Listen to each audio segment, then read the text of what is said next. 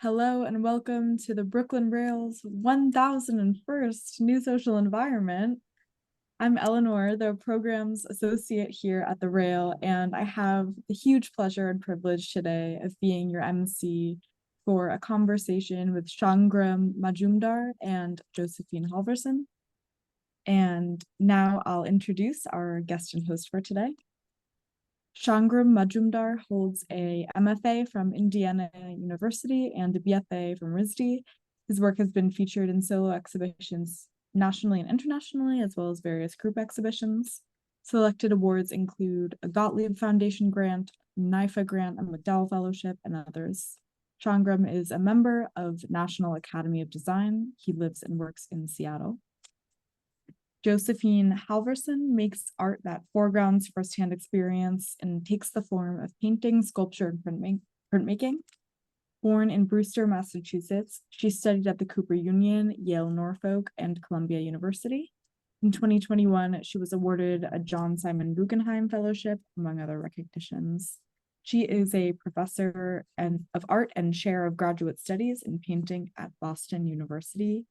It's such a joy and an honor to have you both here in conversation today. And with that, I'll turn it over to you, Josephine, to get us started.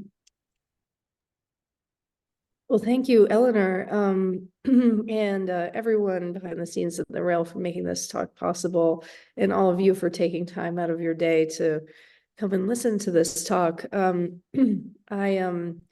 really excited because I am such a fan of Sangram as an artist, as a teacher, and lucky enough to call him a friend as well.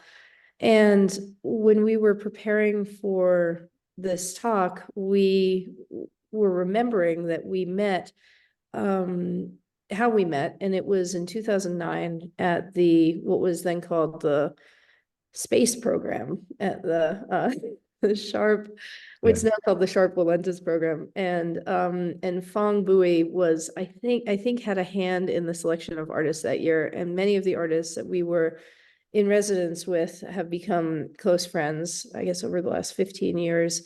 And so it's it's a full circle moment to kind of be in dialogue with you, Sangram, here at the Rail.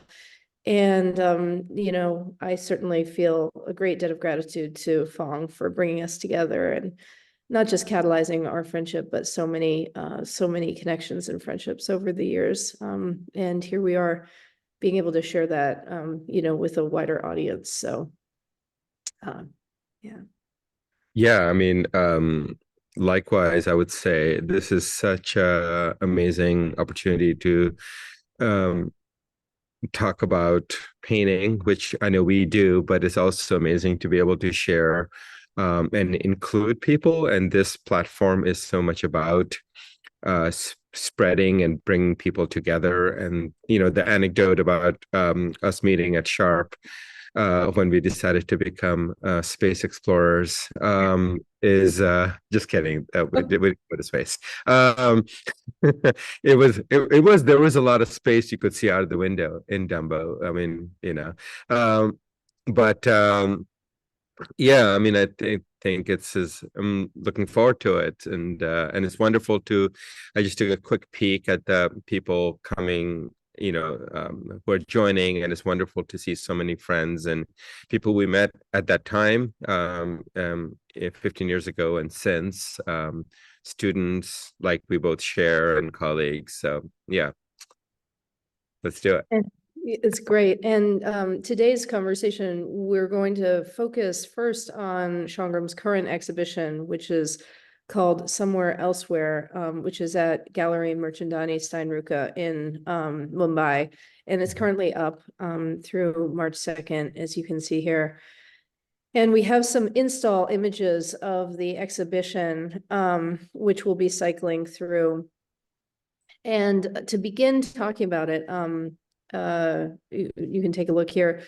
If we have time after talking about it, we'll kind of shift over towards the conversation about some of our shared interests as fellow painters and artists. But to begin here, I wanted to also draw your attention to the fact that not only is it an absolutely gorgeous exhibition, but there is an equally gorgeous catalog that accompanies the exhibition and publication. And the publication has contributions by John Yao, Mbika Trazi, and there's an interview between Sangram and Matt Bollinger as well. And encourage you all to get a copy with really great reproductions of all of this work as well. And today, to start to kind of lead into this show and this body of work, I thought it would be nice to start actually with a piece of the writing from John Yao's essay, which is his introductory paragraph in his essay, which is titled "Among Demons and Humans." We're going to also show it on the screen so you can read along.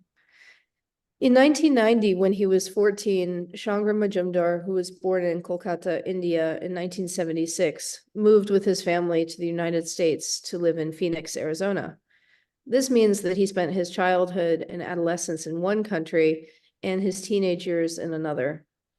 Based simply on the sight, sounds, and smells of Kolkata and Phoenix, he possesses two sets of memories and has lived two entirely different cultural experiences that are connected but do not fit together. As someone living in the diaspora during the age of international travel, Majumdar is acutely aware of inhabiting an in-between space where he's neither fully at home nor a complete stranger to two countries and their complex cultures and histories. It is this sense of permanent displacement and the various perceptual gaps that it gives rise to that he both explores and examines his work, the cracks between seeing and naming. Arising out of these cracks are complex, often layered paintings and drawings full of longing, bewilderment, grief, humor, and sadness. The essay continues on to explore Sangram's work in great detail, and it's a really beautiful essay. And I think it's a nice way into both your biography, but also your work. And it's interesting because when we first met, I remember that you were making, almost kind of building or constructing these pictorially kind of more coherent images that were built of many fragments. I'm thinking of the bits of kind of wood scraps on the floor, or the way light was kind of pieced through an interior scene. And now, 15 years on, and having been able to witness and be in dialogue with you about your work as it's evolved, I see it almost, in the inverse, where you've kind of, disassembled these pieces and then reconstructed them or reassembled them into these paintings, which are no longer kind of pictorially coherent in the same kind of almost in the same, it's a different kind of construction. And I was just wondering how you've kind of thought of that shift in your work, and specifically with this body of work, how this relationship between the pieces and the whole, and with your work over time, but also this body of work that we're looking at. I mean, that is such a great way to kind of frame, like the transition of the work. And I would say that, I think there's so many different parts to this, but one thing is when you were bringing up those early paintings, I think they were from 2010, and the kind of group of paintings kind of continued for a few years. I think what I was trying to get at is this fragmentation, dislocation, and also of that feeling of wanting to assemble, like trying to, like, how do you assemble with pieces that feel slightly out of context or coming from different places, right? So I think both partially because of my history and how I've developed as an artist, and also and therefore tied at that point to almost exclusively working from direct observation, working in situ and setting things up.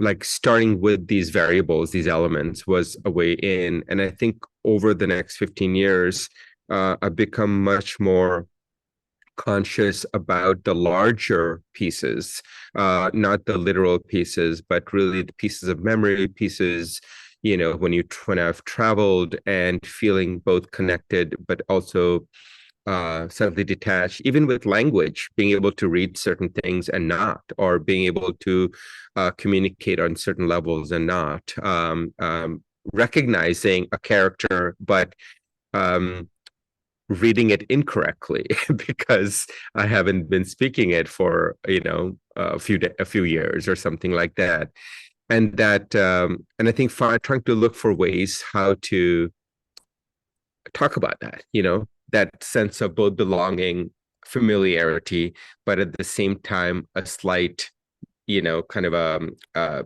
displacement, almost like a slightly misregistration of a print, when things don't line up properly, and then starting there with these pieces, all the different places they come from, and trying to figure out, well, what do you do with them? How do you make a painting out of these? Right, Does because that- yeah, it does. And it's interesting because John in his essay talks about kind of those gaps between naming and seeing. Mhm. Mhm. And and one could argue that every painting is a kind of, assembly of these pieces. Mhm. But maybe now it's not in service to, the pieces are not kind of assembled in service to a certain kind of legibility or coherence of an image, but something else. And what is that something else? I think that something else is an acknowledgement that parts um, sometimes need to stay, independent, and that there's sometimes um, that things do come together, but at the same time they retain their individuality, and that it is possible to have these two parallel realities simultaneously. So it's not so much about a complete fusion, right, and a dispersion into something else, what maybe culturally sometimes people call, I think one of the things in diaspora often is, I think the biggest impulse or insult can be like, well, you've become American, which means that you've kind of lost a complete awareness of where you come from or something like that, and you have become this other thing. But what is that other thing is so much more layered. It's not about removing or letting go of history and traditions or memories, but about holding those together while at the same time trying to find a new type of reality or a new type of existence that acknowledges the history, that acknowledges that things don't necessarily always fit in or fit together. That tension and that anxiety is part of life. That things don't always fit neatly into boxes. So for me, these fractures and uh, these ambivalences or these disruptions are integral, because that to me is how life functions. And that's not just in terms of how I think about my own, I think that's the way life is, that, and we try to kind of smooth those things over. And I want to talk about that through painting. It also feels formally as if there are it's not just about a kind of collection of different experiences and a kind of form of painting as a form of resistance against loss, but also something in time. And something that has also emerged to me over the last 15 years is a sense of movement or a transformation that seems to always be happening in your work. So for instance, say in the image we're looking at right now, giving form to, there are areas that feel as if they're emerging into visibility, and others which are receding. And you do this through through layering, through a sense of almost like Muybridge-like kind of movement, say the legs on the bottom left, or the kind of accumulation of marks in the center. And that to me also speaks to what you're saying, that there's, it's not just what it is that kind of enters the frame of the painting and pulling from these different places, contexts, in, through your diasporic experience, but also kind of them in time and how they come into misregistration, as you're saying, or kind of land on the surface of the painting. Right. Yeah, I mean, I think this is an interesting painting, and I think this is where maybe sometimes, like, there are a few paintings where there are stages that are included in the slideshow. I think I've realized, literally over time that, something that also comes out of maybe how I've developed as an artist, which is acute awareness of space. I think my both literally, but also how bodies function within spaces, and thinking about a painting both as a place and a body simultaneously.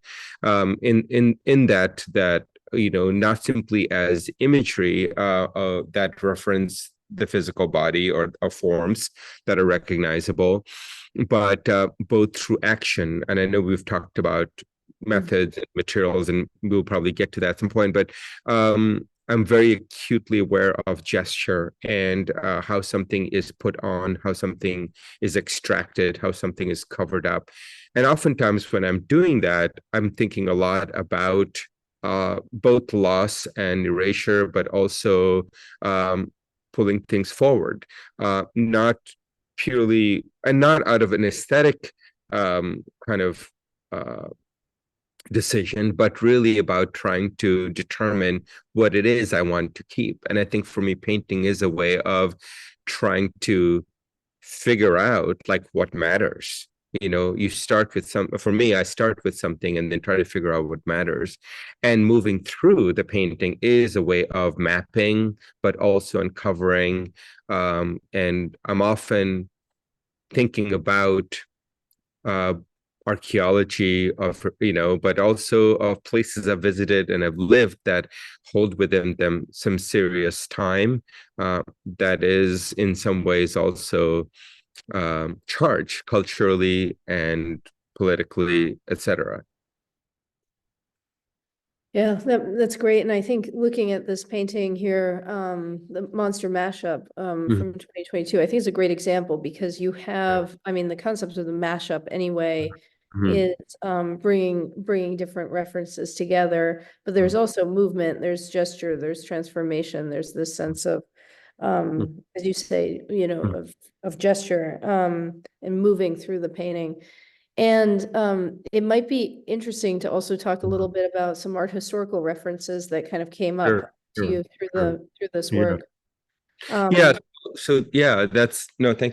So these two images that I'm sharing.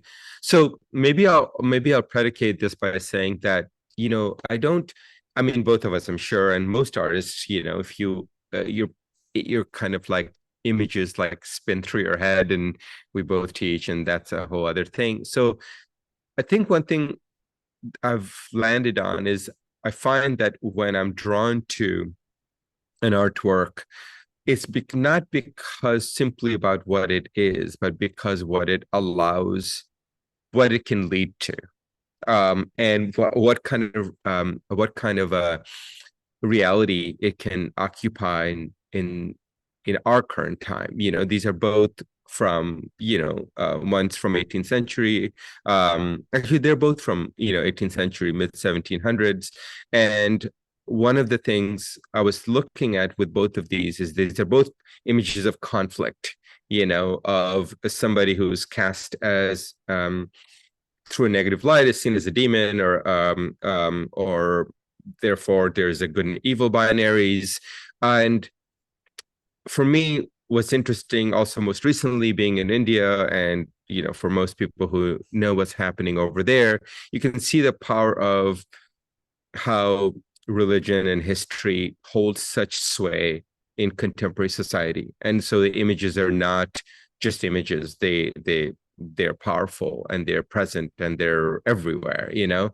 And so for me, I'm thinking a lot about how images that can polarize can be re-examined in a way where it offers a different position, you know, and what happens if you take two things that are meant to stand for two endpoints and bring them together? Or how can that be a starting point? Because, you know, I often feel like that's where conversations can begin, you know. So how a painting can, the ambiguity of a painting is not necessarily a negative, but the fact that it allows for decisions from the viewer and what they hold on to and what they want to tap into, and how they want to move forward, in terms of in terms of what? just in terms of like dialogue, right? Like, you know, when something is binary, it's hard to have a dialogue. It's like yes or no, you know. But when things, but I think dialogue can actually happen when each point can share and empathize with the other, right? So for me, it's interesting and important to like start from an image, or build an image that has these possibilities all built within. Yeah, and I think that that's what's very interesting about the ancient Indian epic, the Ramayana, where we have the who is it? Is it Krishna on the So like, oh yeah, so these two are both kind of referred to, from Ramayana. They're two different episodes, but the one on the left is, I believe, in some cases it's seen as the son of Ravana, who is like the basically cast as the you know, the person who kind of is the, you know, is what's how do I want to say it, you know, within the narrative, Ram and Lakshman, who are brothers, and their wives is stolen by him. So there is this kind of, you know, and then they go to, I guess, bring her back. So anyway, this this kind of clash, while the piece on the right is a different incident, where once again this person is cast as, or transformed into a demon and therefore by killed. So there's, in both of them there is this notion of hero and, you know, and devil, or kind of a thing, villain kind of narrative. And I'm always interested in how the narrative of the hero is always insulated, through some kind of a moral standpoint, while the standpoint of the villain is always based in a transformation, like someone becomes a villain because something has been done to them or they have done something. I mean, that's also in Greek mythology and lots of other, you know, historical and folklore and mythology, right? So that's kind of where I'm working from. But also just formally, I love the idea, or actually conceptually, how on the image on the left is a drawing, which didn't really end as a painting. And I love the idea of time traveling and going back to this drawing and then bringing it forward and deciding, well, what would it be a painting that uses this as a reference, you know? What would that look like? Right. It's also interesting in terms of fragmentation. You know, we see the arm, which has been cut off, and you know, Yeah. the multiplicity of this single, you know, figure on the left, kind of, as you said, you know, providing a different option or an alternative to this binary of good and evil, or Right. you know, of And even, singularity or gender. It seems as if right. Yeah. you And know, also animal human hybrids. And I love that within the same image, all of these things coexist, right? right. That to me is great, kind of a starting point. So show us how this, you know, might, if we could go back to Monster Mashup, it would be an Sure. interesting comparison too. You know, here I can see the arm that is broken off on the bottom Yeah. right as well. There's drawing, you know, as much as Yeah. there's painting. Right. And Yeah. yeah, sorry, go ahead. Oh, go ahead. No, I was going to say like that was important for me to kind of retain the vocabulary of the first the source image in this one, that it does function as a drawing, and that's what its reality is. So I wanted to kind of hold that, and bring that out a little bit, but a drawing that doesn't necessarily create a boundary, but something that fuses through, almost like a spinal column, something that is internal as opposed to an external perimeter, and then how that relates back to these zones of color, where there's almost the forms mashed together and overlapped creates a camouflage, where we can both see through, but it also eludes the viewer, So I think the way I think about color has a lot to do with what it does within each individual image. And I'm thinking a lot about how color can be elusive and unnameable, while lines, depending on how they're used, they can actually it's like a ball of yarn. I always think of like unraveling a ball of yarn. A ball of yarn looks really clear until you try to unravel it, and then it's a mess. So even that, and how something can be used to map and determine boundaries, but itself can also be quite confusing.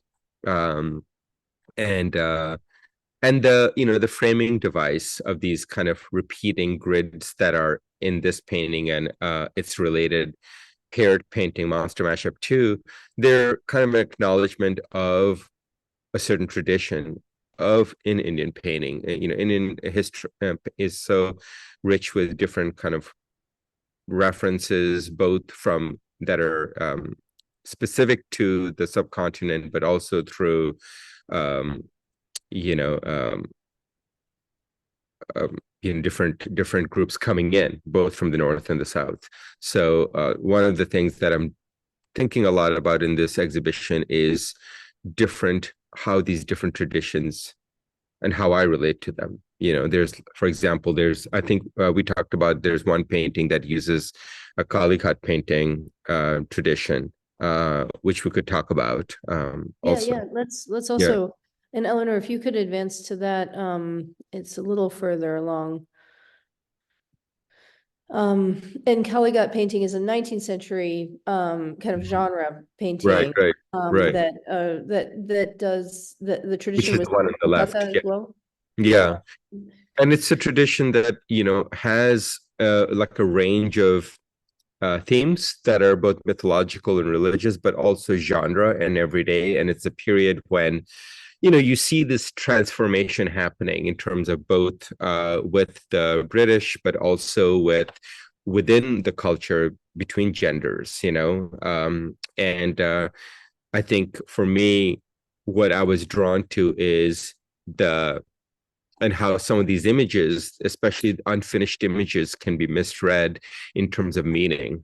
What I was drawn to, for example, in the image on the left, is how there is both this kind of supplicant kind of a quality, somebody kind of leaning forward, reaching for someone's foot, but it's also a gesture in Bengali culture that is, for those who are familiar would know that it's about showing respect and asking for blessings. So there's definitely, I guess, care might be an element that is built into this narrative, but that can move between something that is familial, but also there's an erotic undercurrent to them. And then there's related imagery that almost shift towards violence, of somebody being beaten. But is it like an enactment, or is it literally happening? So I'm often thinking a lot about like how an image can function, that what we're seeing is not really a scene but a metaphor, right? And what we can do with that. It's interesting because there do seem to be a lot of kind of power dynamics Exactly. in this body of work, and through the appearance of the figure and these different kind of hierarchical positions, different kinds of, encoding to refer to other, previous kind of images in way that, the kind of almost proverb or, as you said, kind of moral stories that are, that appear through this work as well, or, art historically. But, I'm also thinking about when that meets your gesture, and it's not as Yeah. if you're recreating these images or you're No. replaying them. There's something that is enacted through your, the way you make the painting. And I think what you were starting to say about color was very interesting too, because, and gesture as well. But what happens when you are making this? I mean, like, are you, because you were the only one Mhm. making this painting, and there Right. is this kind of, Mhm.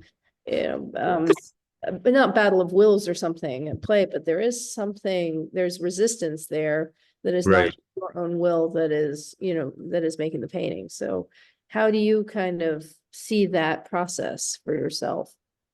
Maybe if we go to the paintings right before those reference images, so maybe going to 20, I forget what it is, 29, I think that image is an example. So there are two paintings that kind of play with this imagery. So this is one, and then the next image we can look at, which is I believe it's called, let me look at it. Maybe we could go to that, Eleanor, if we, which is image 30. Right, these two. And I love the thought of Battle of Wills. Um, Gosh, that's a hard thing to talk about. I do know that one of the things that has become important for me is trying to find trying to implicate my own like position in the painting, like who I am. I mean, on one level, I'm the maker. I'm making this painting, making this image, building this world. But this world is it has another, it's not purely about this painting. Like when I'm making this painting, I'm thinking about relationships I have with people or have had with people, whether it's I don't know, conflicting relationships or the dynamics I've had with like my mother growing up, or or even this relationship of always never knowing whether you are where you are in terms of this other body. And Even like if I think about this notion of asking for permission, like I feel like, but at the same time, maybe I'm both, So I've been thinking a lot about the two roles. And in this, I remember when I was making this painting, initially these two figures were going to be, one was going to be male and one was clearly going to be female. But the further I went into the painting, the more I wanted them to be kind of the same or slightly ambiguous. Because to me, it is more about this internal struggle or dialogue of choices and decision making. And also, maybe this is where to me, it's also maybe in the space itself of both this kind of framing element that is slightly theatrical with these curtains pulled up, but at the same time, the color is much more atmospheric and almost domestic. And I think that's one of the things I'm drawn to about this narrative or the source narrative is its almost casual, everyday, domesticity as a kind of a baseline, and then from there, something more dramatic can arrive or can be pulled from it. I'm not sure. Like, I'm kind of curious if you would talk more about like when you asked the question about um, um, position, like what you're thinking about. Well, just as you were speaking and when you mentioned your mother, I was thinking you're also a parent, and I was thinking about this kind of your moment, your age as both a child and a parent, and Yeah, as a yeah. parallel to also your identity as both Indian and American, you Hmm. know, and this Hmm. kind of the roles of responsibility of inheritance Hmm. and Hmm. and I do think, you know, your daughter has appeared in your work. You know, there's interesting ways that that I was just thinking about that at play in Yeah. here. And Um, that definitely comes through in like that other group of paintings, when we'll get to that. But I think, yeah, I feel like as you were saying that, I'm thinking a lot about, there was a period when my dad was living here in Seattle, and, I would be in the car with him and my daughter, and just the kind of generational range there, and the misconnections and the I mean, talk about mistranslations, geez. And feeling like you're kind of in the middle, like negotiating constantly, which is quite exhausting. But And I think what I love about that also is how that whole familial and interpersonal relationship can be a microcosm and a metaphor to art making and painting specifically, because it has such a huge history. That on one hand, every time you start painting, there is this whole, you know, world that is beyond you, and then there is always something that is possible, right? There is always something that hasn't happened, and like the painting hasn't happened until you've made it. So there's both this kind of um um hard to ignore history that is fraught, and then there is in front of you something that is full of promise. And I love the two time differences, one is still becoming and the other is just like everywhere, just especially, and the both in our heads and in places and online, etc. And then that bridge, and the like, me as a maker, as a person, I feel like I'm in this kind of going back and forth between these two worlds a little bit. But I think the cultural and the generational and even those things you're bringing up, those are always there, and maybe there's things that I don't always directly think about, and in some ways it's helpful for me not to be always thinking about them when I'm painting, because to some degree, if I think of them literally, I wouldn't know what to do with them.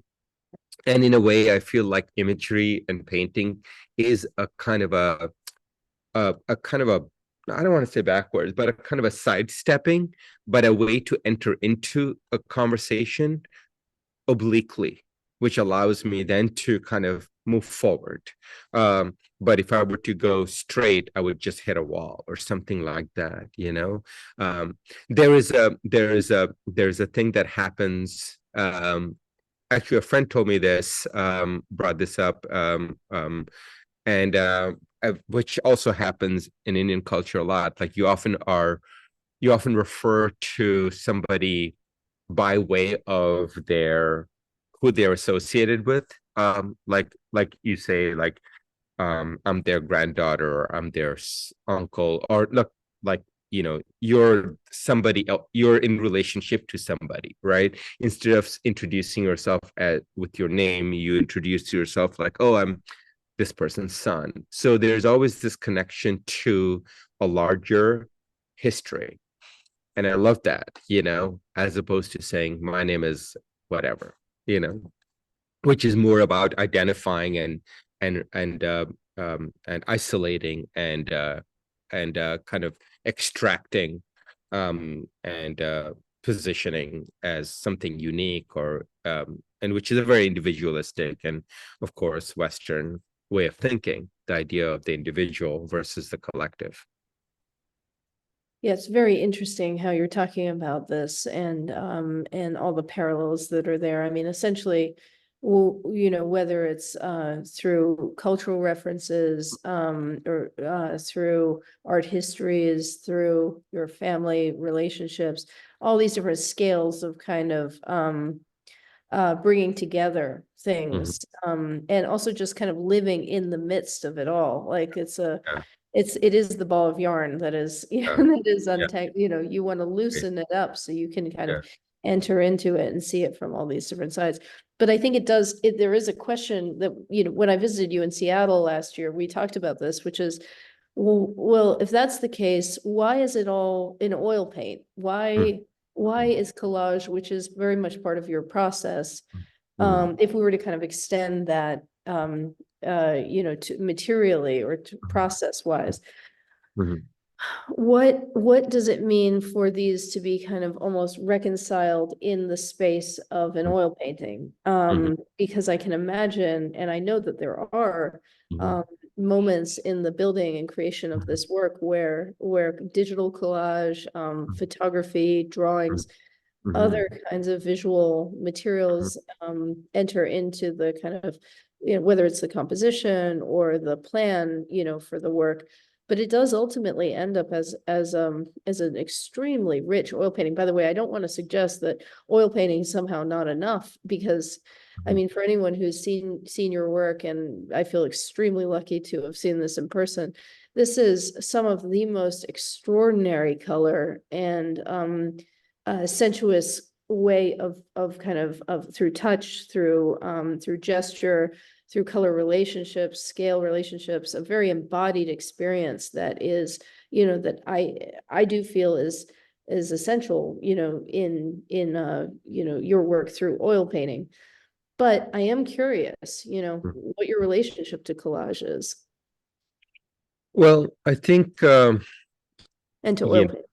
Yeah. I mean, it's a there's like the language you start with, and then there's often a kind of, I feel like for most people, right, there is something you begin with and then something you push against, right? Like and I think for me, the thing that I pushed against, the thing I kept was the oil paint. The thing I pushed against was maybe the kind of the historical kind of precedents that I started with in many ways. That's one thing. But I think as a material, what I love about oil paint is its ability to stretch out time and also compress, and also just like that it's like skin, and it's like, and it's I don't know how I would describe it. It's like it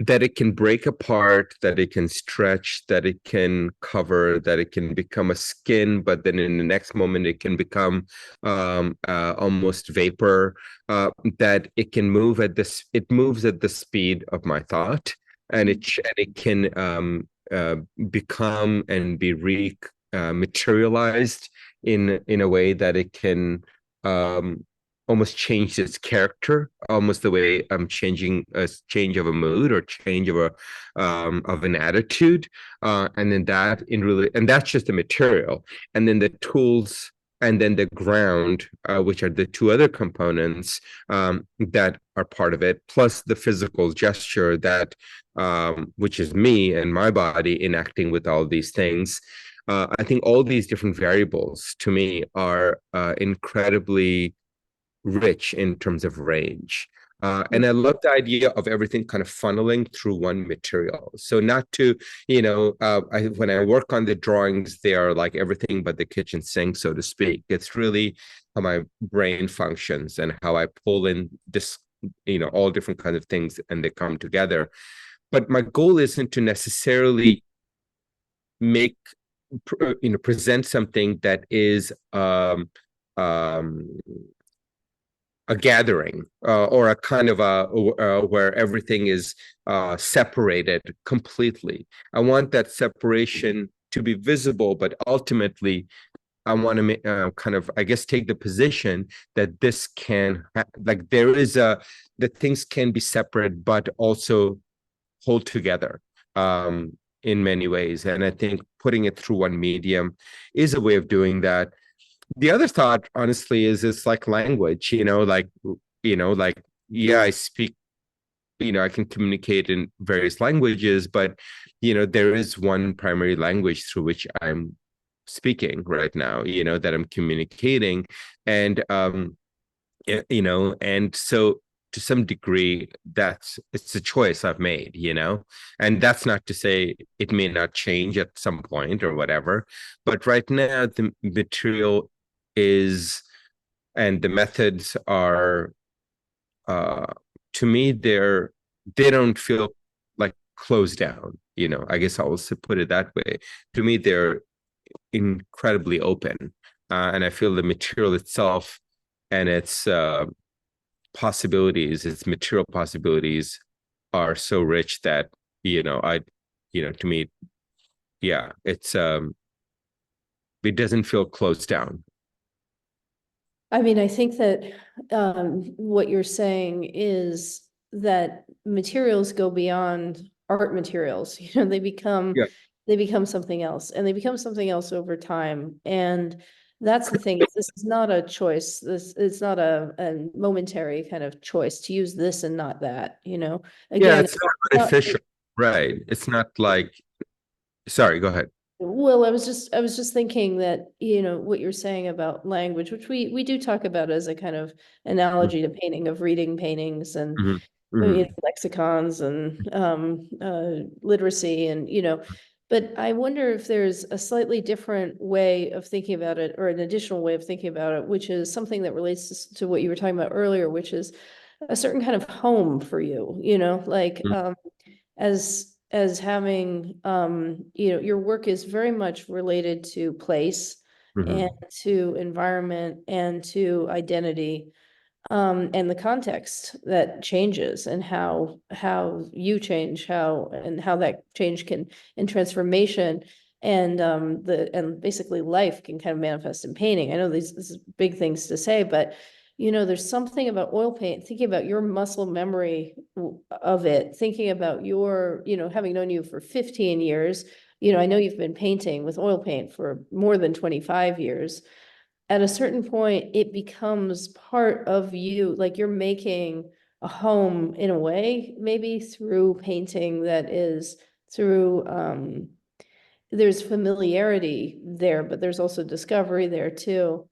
I don't know. It's kind of interesting trying to connect the material language that you've built to some of the more conceptual things we talked about earlier, and bigger, even of societal, concerns. Right. Well, it's kind of like the phrase, it's like the idea of like where you choose to make your home, right? Like what do you choose to call home? And you can, like, of course I live here, it's not like, it's for a whole bunch of different reasons. I live in, Seattle, Washington, so I could start thinking, oh no, I'd rather be here or there, etc. But at some point, you have to come to terms with where you live, or you have to come to terms with like this is, but more than that, if it feels a connection, like it's a medium that I initially worked with, but the reason I stayed with it is because it allowed for so much potential. It wasn't out of some like I don't know, kind of a historical allegiance to a medium, because like when I was a student and people were working a lot of different media, right? You're like, oh, I think this makes sense more for me. It's like a language, like this fits, this feels right. I mean, granted, it comes with other issues, right? But I choose to kind of move through that, like, yes, those issues exist, but that's okay. I'm going to still keep going, because I believe that there is something larger. And I think in terms of just material, I think one of the things when I'm working, I think you kind of mentioned this, but when I'm doing these drawings and these other kinds of things, I'm it's not that I'm choosing materials that are intentionally meant to be different. I'm choosing things that are all around me. So I'm choosing a size of paper that is accessible because it's the size of paper that's, everybody, it's like paper, it's like 8.5 by 11. I'm choosing some really basic or rudimentary tools, markers and paint. And so for me, the connection with, even though it's a mixed media, to painting is like these are all kind of within a certain access point, basically. And I, to me, it's important that if I change my mind, that I don't go to another material, that I kind of work with what I have. There's also that part of it, like working with what you have. And instead of trying to add more things into it, trying to learn more about the thing you already have. I don't know. I don't know if it makes any sense. That's beautiful. Yeah, that's beautiful. Um, And that's the thing is that it is over time, I just keep going back to this kind of over time, like, yeah, this isn't a purchase, on Blick. yeah, It's not about yeah. that. It's No, about, no.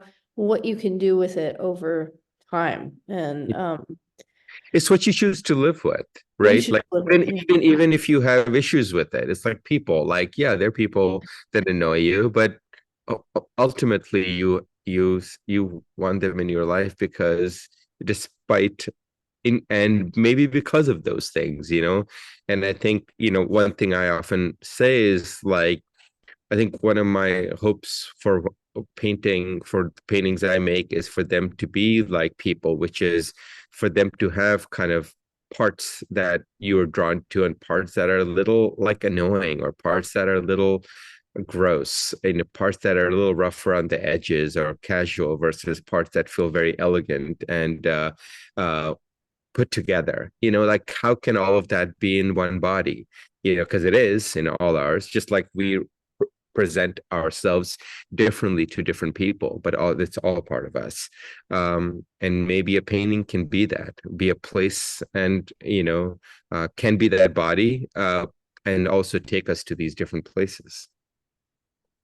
I'm thinking about all of our students who might be here in attendance as well, and thinking about how do you know that you want to live with someone?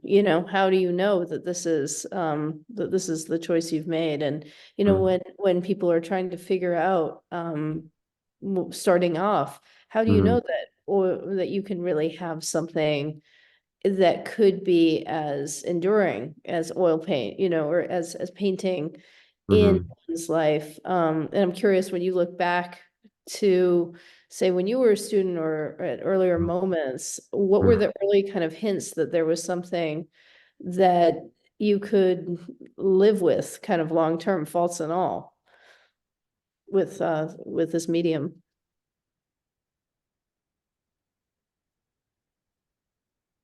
I'm looking at my palette right now. um, I think honestly, it was this sense that I don't know enough. Yeah. Like I need to know more. Like I need to learn more. Like like that it's never felt like, because I mean, that's what I'm kind of drawn to. Like if I just think of it in terms of painting, but even art, like when I go look at something and I'm like, how did they make that? Like, how did they do that? Not technically, but like how did the thing that I'm experiencing, why is it having that effect on me? And what is it that is happening? What is it causing that to happen? That is beyond that of course is inclusive of so many variables, but the fact that if there is a physical component to the experience, how is it coming about? And specific to painting, like how is that happening? And so for me, whether it's looking at your work, or going into a museum, looking at a painting, like I had a stopover between Seattle to India when I went to into India, and quickly in London, and ran into the National Gallery and was looking at this Piero, and it's just like, wow, like how did that, what is going on, and then to be in India and then going into the National Museum a couple of times and seeing these incredible sculptures, and then the amazing artists that I met there. It's just amazing to see the kind of the how also a place where there is such history that is embedded, right? Everywhere, in the trees, in the buildings, in the fabrics, in the textiles, and everything. And then to be in, be able to go travel south and visit these artists that Ranjana and I and Disha we did.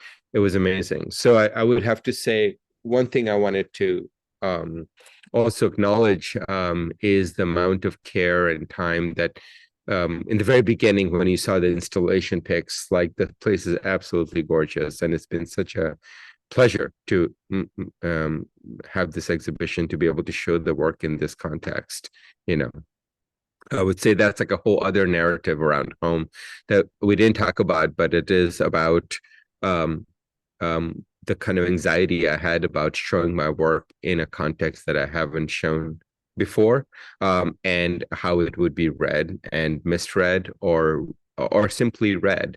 And that has been also an amazing experience, to speak to people about the work who get maybe the subliminal imagery and the narratives, and then the conversation moves somewhere else from there.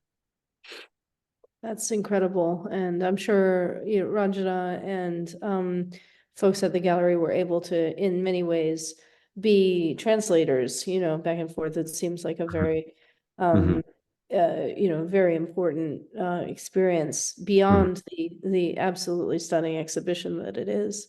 Yeah. Well, I think it's just past 2, so I think it's time for some Q&A. We do it? Okay. Yeah. All right.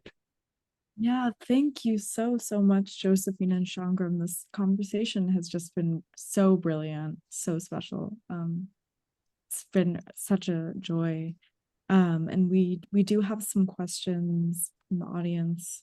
And the first one is from Ashwini, and will allow you to unmute.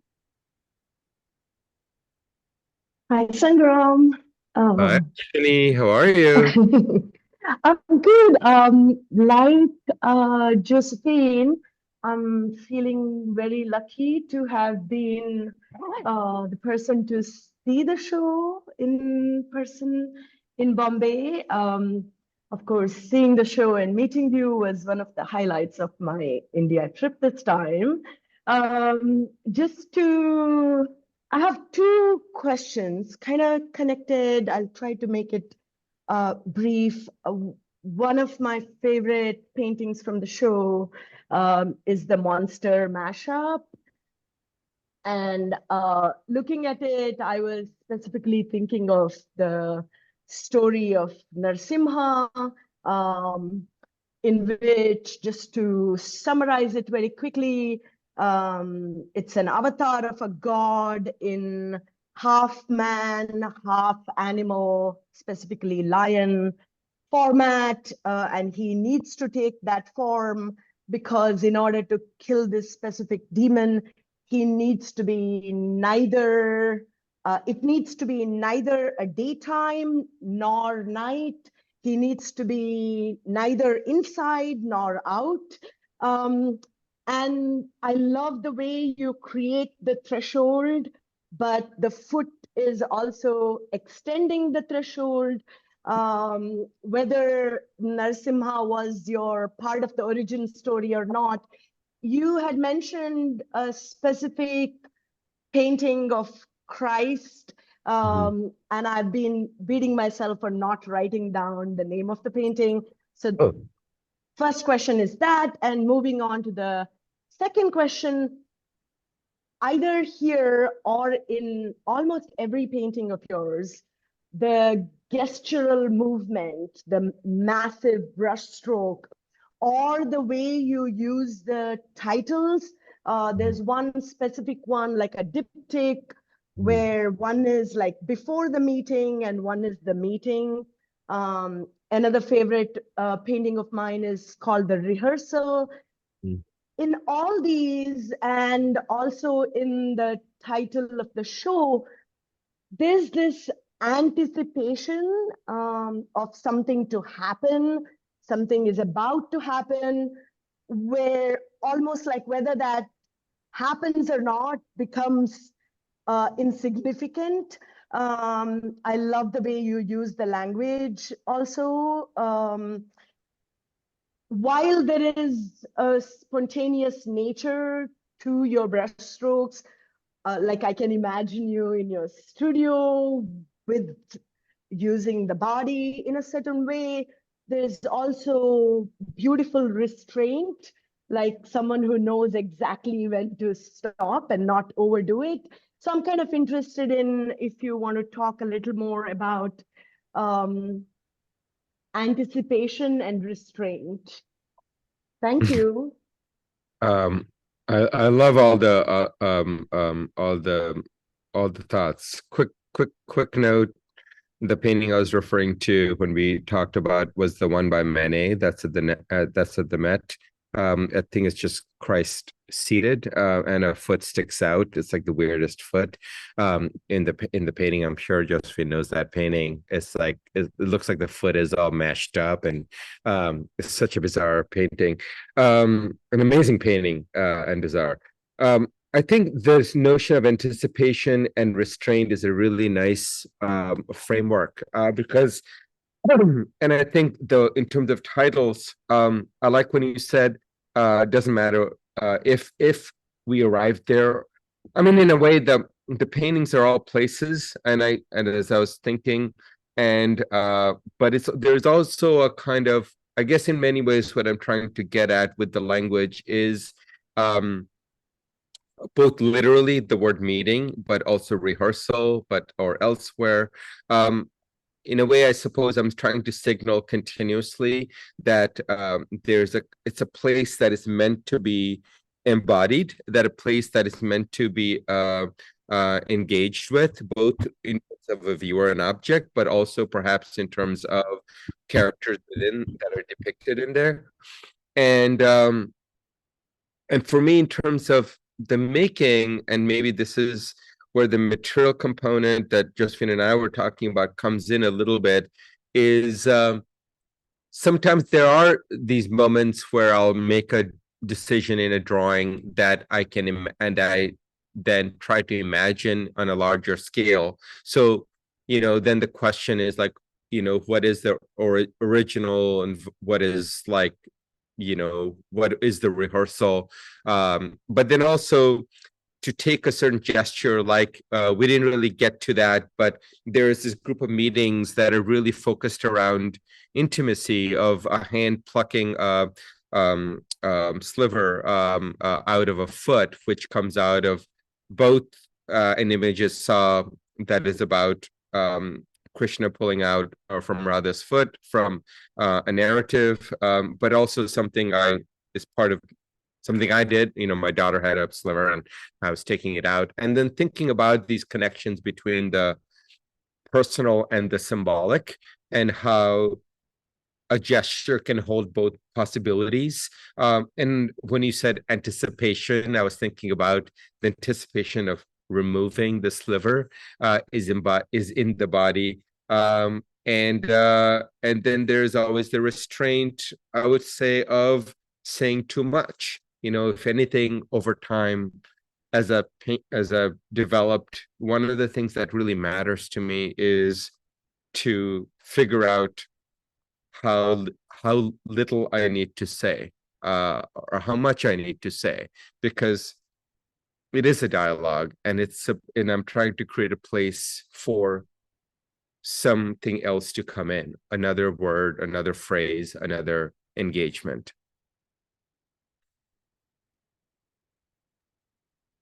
Wonderful. Thank you so much for that question. That was really, really thoughtful and generative. And thanks, Shangram, for that thorough response.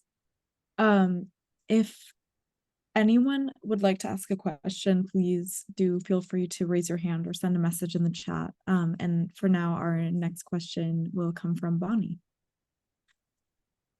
Hi. Hi. Hi. Welcome to the West Coast. Hi, Bonnie. Yes, I knew you a long time ago in RISD. So No. I just I love your talk. I was so glad to be able to make it. And I dearly am so disappointed I can't see the work in person. But I was wondering if you might talk about that deep box collage a little bit, or just if you had an image of it. Oh, yeah, I think there is one in the on the the install pics, maybe. There is one we can put back up. So there's three of those in the show, and they're kind of interspersed between the paintings and the drawings, and they are made after the paintings are done, and they're made using really it's just paper scraps, but it's basically all the kind of the visual references that I use or that were used in the making of the paintings. And I guess I was thinking about a few different things. One, I was thinking about that a lot of the just a kind of connection to art forms in India, it really goes between, but not just in India, but I love that a lot of the work that I'm drawn to really move between two very different scales, kind of intimate, but versus something that's much larger, almost a fresco scale. And then also how I'm interested in something intimate being presented larger, and then something symbolic being presented smaller, and also the idea of the threshold, a place you enter into the stage, that has been part of my kind of I guess a structural element of my work in the past, kind of acknowledging that, and then creating just here we go, and then just creating another environment, another place that acknowledges the hand in a different way. I suppose I think of them as something between the drawings and the paintings in a weird way, even though these have a more physical reality spatially than the larger paintings do. And they are something I'm playing with. I'll leave it there.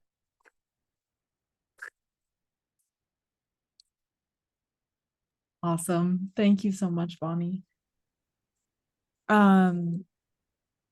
We have another question from Tom. Tom, I will allow you the chance to unmute. Hi there. Hey, Sangram. Hey. I have a question for you. I was privileged to have been able to see the show in Bombay, and you were talking about your anticipation and apprehension about how the work was going to be viewed there. I'm wondering if you can kind of talk about what you did glean from speaking to people there that measured against how you felt it might have been received if it were in the United States, let's say. Yeah. Good to see you. And I think well, I don't know. It's like it was just like in my body. I was like, I don't know. I didn't know what was gonna happen or how the work was going to be seen, right? So one of the things I noticed as I was talking with people, I think I was hinting at that, is like people were able to read the kind of the embedded imagery really quickly, and then we're also able to leave it, so like they understood the source but they didn't linger on it, and then they were able to instead engage with the paintings, but then also think of the work in relationship to maybe other just other contemporary art forms, both painting or not painting, both within India, like whether it's the modern tradition or contemporary painters and artists working there. And I think what was interesting also is people really latched on to the people didn't talk so much about color. I mean, they were drawn to certain paintings, but I think one thing I do notice in the West, people talk about the color and almost as a way to maybe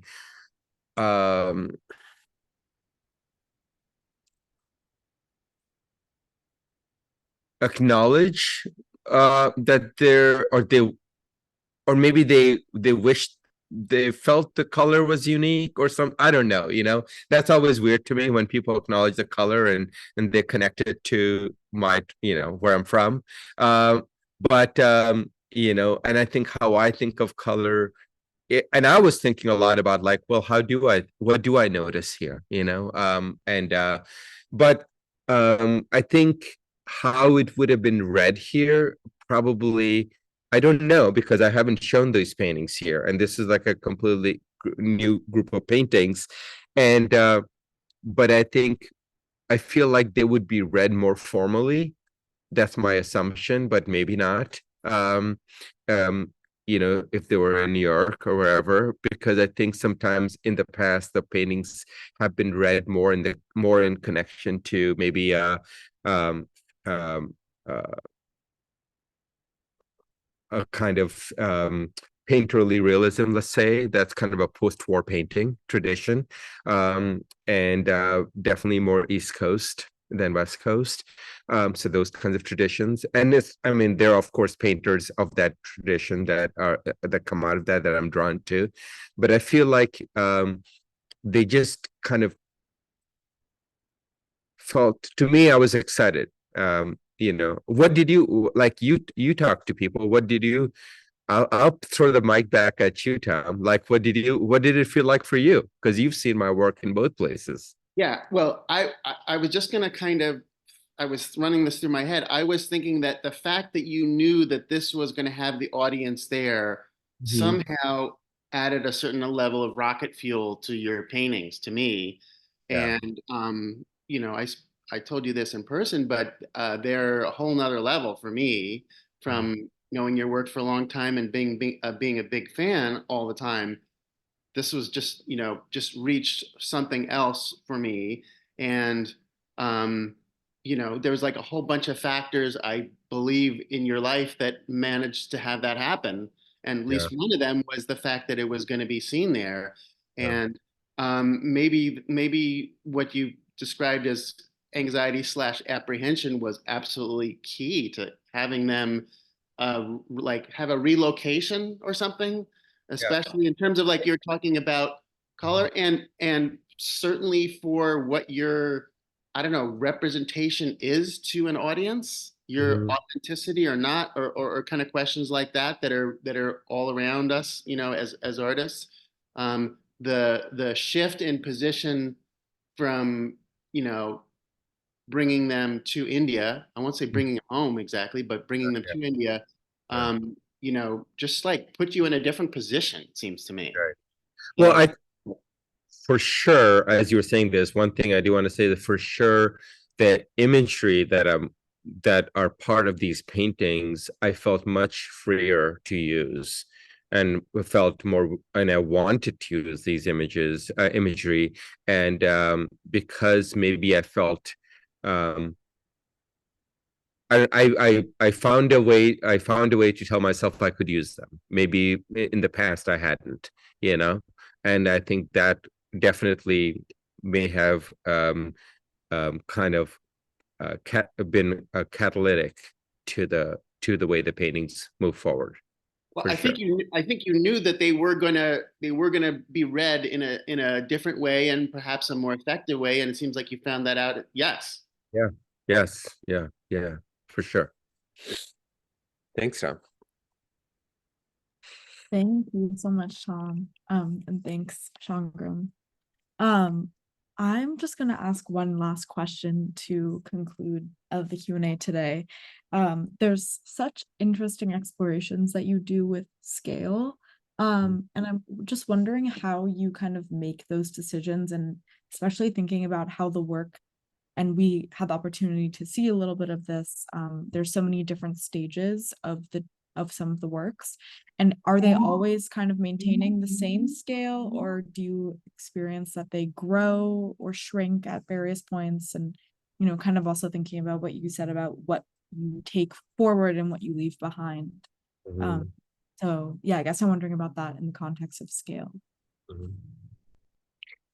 Yeah, I think one of the ways I'm often moving between scale is through well, not so much scale but size, really, is when I'm moving between these kind of iterative drawings that I do over and over again, both that happen before and during and after the paintings are in progress. I think I definitely pick a certain size, there's like certain kind of that all relate to the body. I mean, I don't think this is necessarily unique or anything like that, but I'm interested in paintings that feel just big enough that a body can kind of that the painting can envelop the body, or a person can feel like they can enter into that space. So it's not overwhelming, but it can still be feel like like a door, or like slightly even smaller than a door, like that kind of a relationship. So, and I'm often thinking about the what are the variables in the painting, and I also know my mark in relationship to my body, so sometimes that is also a big component. I think maybe one thing to also say is sometimes certain painting ideas start really as a fragment, like the idea of the hand and the foot really was something that I latched onto, that I kept working with.